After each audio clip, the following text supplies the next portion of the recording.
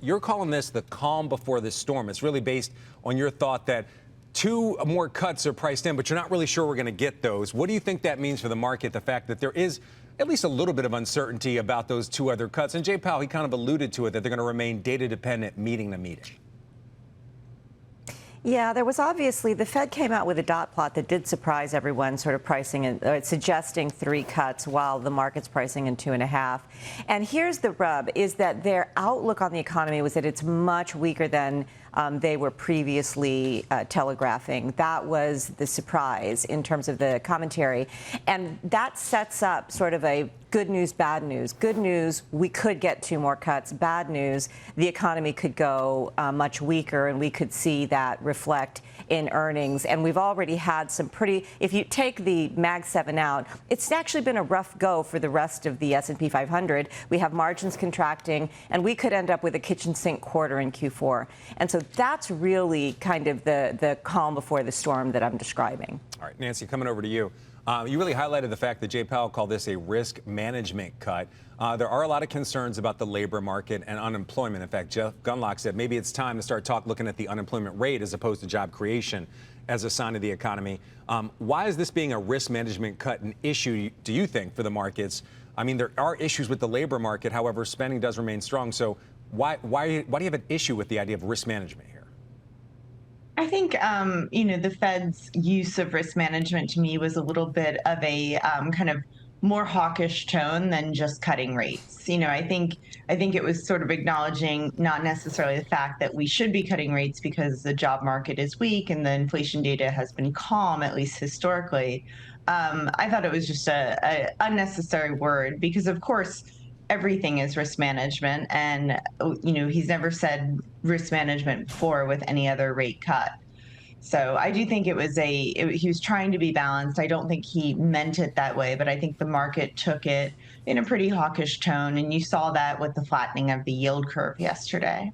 All right, Gina, I want to come back over to you. So you're saying that the market's pretty much priced to perfection, specifically the group of stocks. You were just talking about the Mag 7.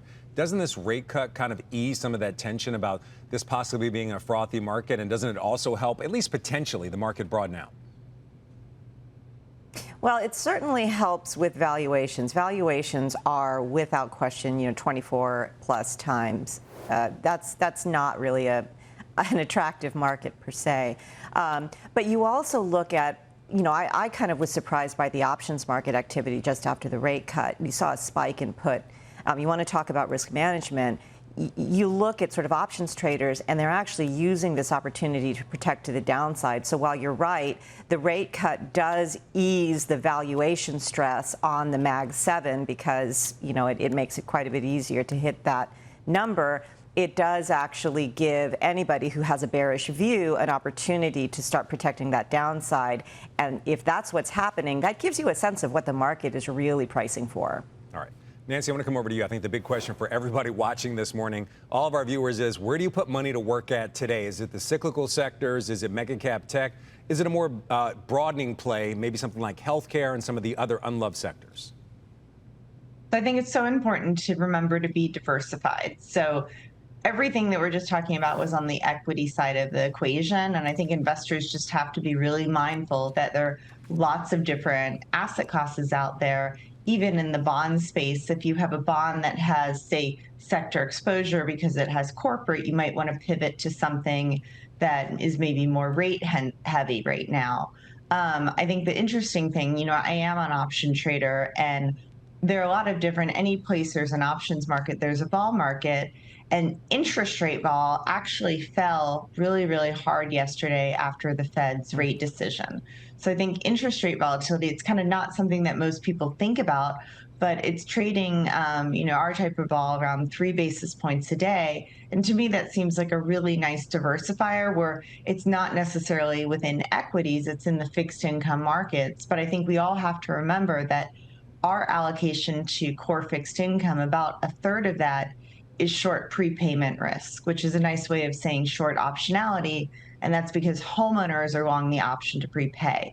So I just want to remind people that you might not be an option trader, but your bond portfolio is doing it for you because they embedded optionality inside of CUSIPs. All right. Gina, before we go, same question for you. Where would you put money to work? A lot of people are calling the recent rally in small caps, and small caps did finish higher yesterday, kind of a catch-up. Is that a trade that you want to get into? Is it one of the cyclicals? Do you stick with mega cap tech? Because as we mentioned, the cut makes the valuations a little bit more palatable.